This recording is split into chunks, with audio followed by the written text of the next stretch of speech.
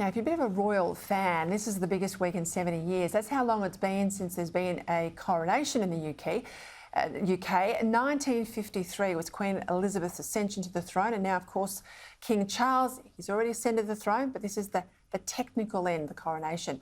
Joining me now, one of Britain's most eminent historians, Sir Antony Beevor, to explain the meaning of what you'll see in the ceremony on Saturday. Sir Antony, welcome to the program. I just mentioned there, obviously, of course, the moment that the Queen passed away, we have King Charles as king. There's not a moment that the crown is sort of absent, but there is a steeped history in what happens on Saturday, the coronation. People have asked me, why are we having a coronation if he's already king? Help us understand it a bit more. Well, I think it goes back, it's a religious tradition in many ways, but also a political one, because it emphasises that the king or the queen is the Lord's anointed. Now, that can't be done on the day that the previous monarch died, so it has to be prepared with a coronation, and it's usually why the coronation follows quite a period after their succession. But it really does emphasise, if you like, a form of soft power of the monarch to give the impression that they are chosen by God, and therefore to act against them is also a way almost of acting against God and is therefore irreligious. So they were armouring themselves, if you like, with the myth of religion as well. One of the things that's fascinated Australians over the last few days is to see the movement of the Stone of Destiny from Scotland down to England. It's been controversial in the past, but it's incredibly important to the ceremony on Saturday. Give us a bit more of a potted history here.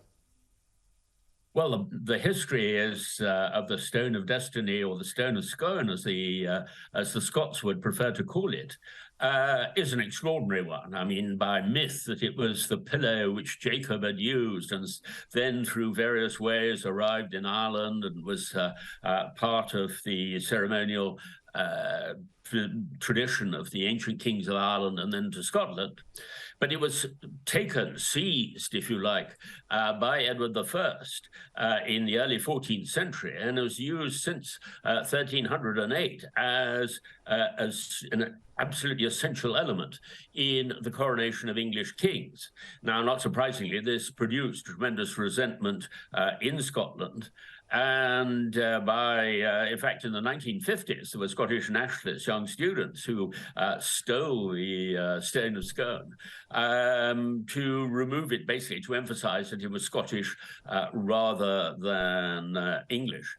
And this sort of brings out, really, in a way, the contrast between the two monarchies, because when, for example, James VI of Scotland became James I of England, it showed really that, yes, the two kingdoms have become united, but there was still a tremendous history dividing them as well.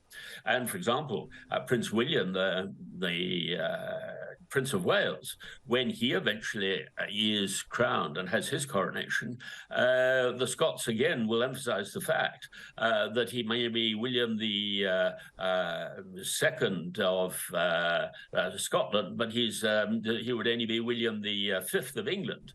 So, shall we say, the memories of the differences between the two nations are very much kept alive in Scotland. And it's very interesting, of course, at this period, shall we say, a rather crisis period for Scottish nationalism, that all of this question of the Stone of Destiny, the Stone of Scone, should be coming up at this moment.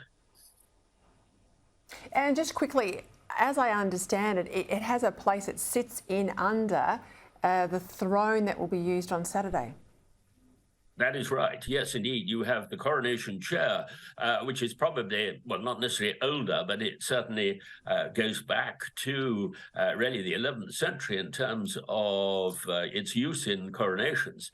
And the fact that its importance, if you like, is increased in almost, one could say, constitutional and political terms by having that stone as part of it, as its sort of base, has always been seen as highly significant. Antony Beevor, thank you. I'm sure you'll enjoy the weekend. We'll certainly be watching here from Australia. Thank you for your time this evening.